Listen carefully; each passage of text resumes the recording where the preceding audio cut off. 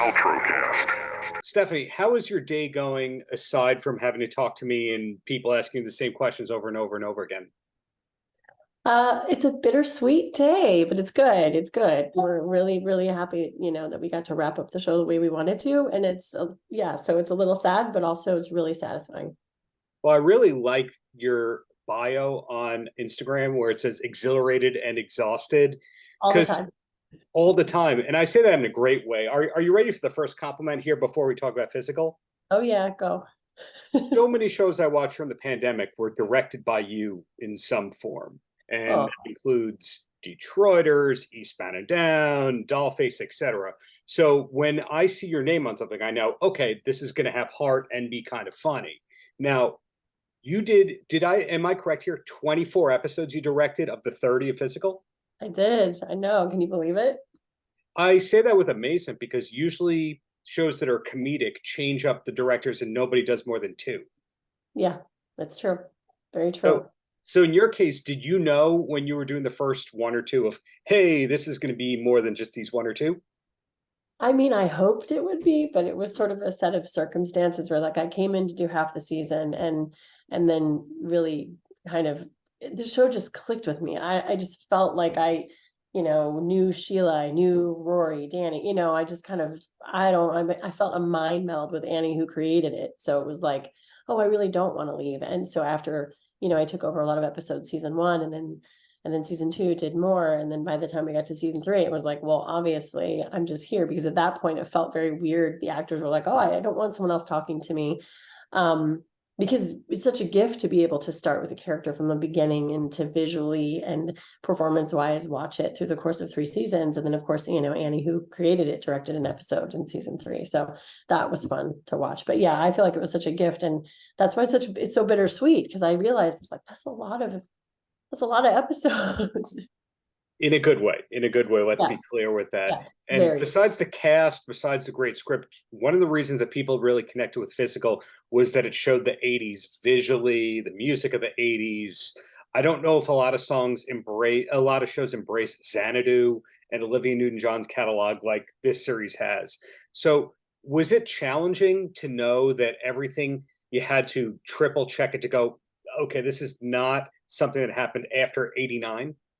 Yeah, and even like we don't do a ton of improv, but sometimes we would, and even someone would come on as a guest star and say something, or like that wasn't, you can't say that, they didn't say that in 89, they might, or they said it in 82 or whatever. Yeah, so we were pretty careful about that and just really trying to treat the 80s as like in an honest, just presenting it in an honest way that wasn't a caricature of a time period for ourselves. It was like, just if we had a phone that was from the 80s, it wasn't supposed to be silly. It was just like, this is real, this is how they used it, and we just really approached it that way. I'm asking this as a curious person that's an outsider. Are there 80s stores that the industry can just go to or specialized like 80s film prop people? Well, I don't know if he's specialized 80s prop people, but Parker Swanson is fantastic. And I would get inspired by because it's obviously a food related show and point of view show. So I remember many times I would be like, I really want her to open up the can of tomatoes, but can you find a can opener that works? And I swear to you, within 2 hours, there were choices. So yes, he in some ways must be a master of all decades, but he gets it.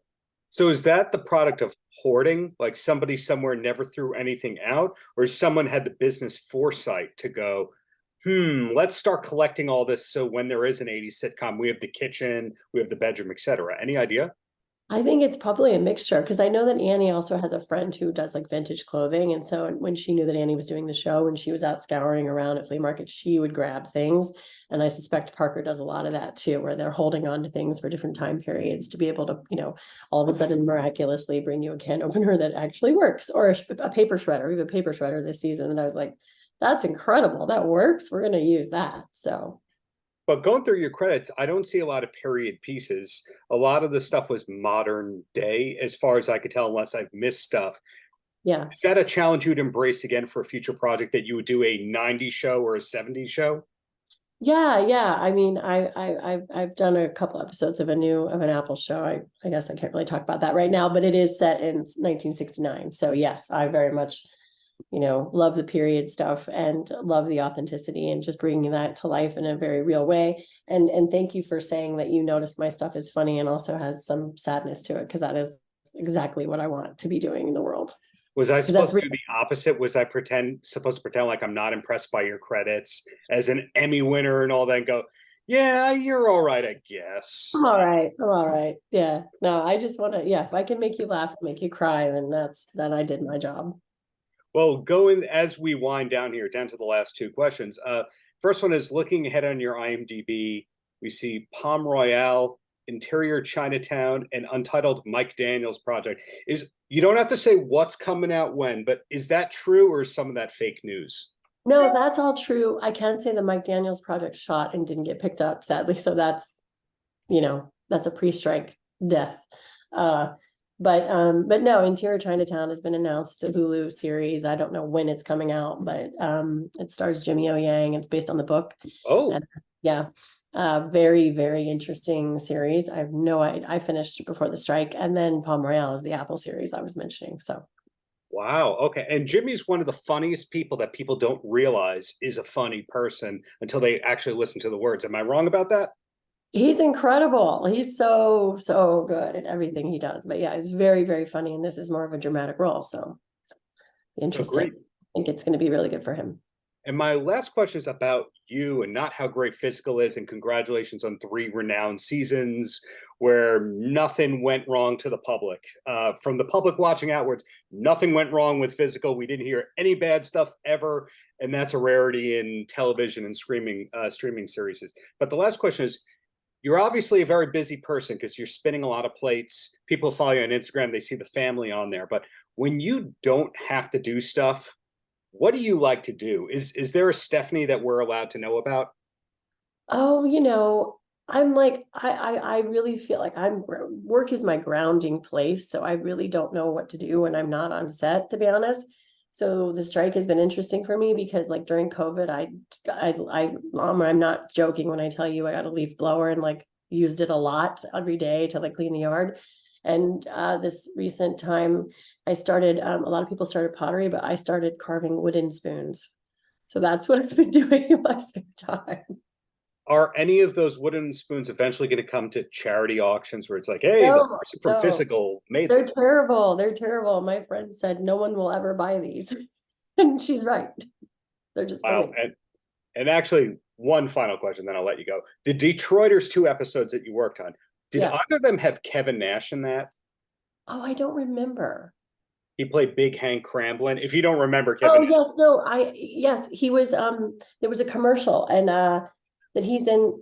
There's a commercial that he's in. I don't remember if I directed that commercial, but that one of those commercials is in one of my episodes because he had all the suits and stuff, and Sam Richardson was like wearing a 12-piece suit inspired by him. Yes.